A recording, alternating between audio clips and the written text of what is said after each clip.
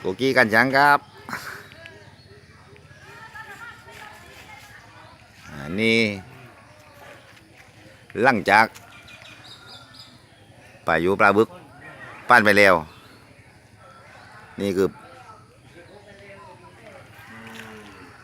เลือดแต่จากที่บ้านเดินหลังนี่คือผลงานของพายุปลาบึกรับไปเลยเดินหลังนี่ต่างไปเขียนเขาทางนี้นี่ขึ้นแรกเลยนี่แรกเลยบ้านหลังนี้กลองนี้ตึงจากว่าพอคนเกเขาพอดีวอมลงมาตอนต้นต่างปิดตายไปเลยปิดตายไปเลยลมไม่กว้างถึงในบ้านตอนใหญ่โตมาโบราณตอนนี้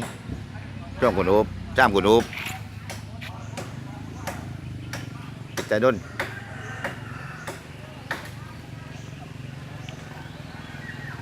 นี่คือพ้นกระทบของพายุปลาบึกปลาบึก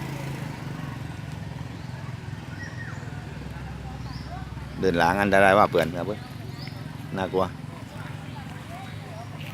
เรียบร้อยเลยพี่น้องเอ้ย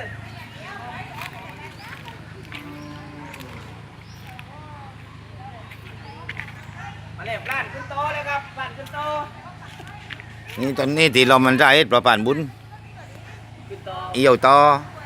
ลำปลวกแต่ไอ้ตัวก็อย่าตัวพายุเนี่ยตัวปลานบุญคนเดิม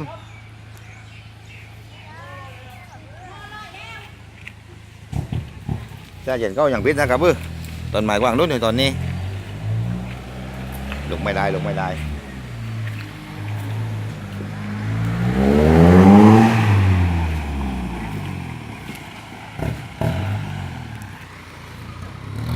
คนการตบกว้างปลาบึก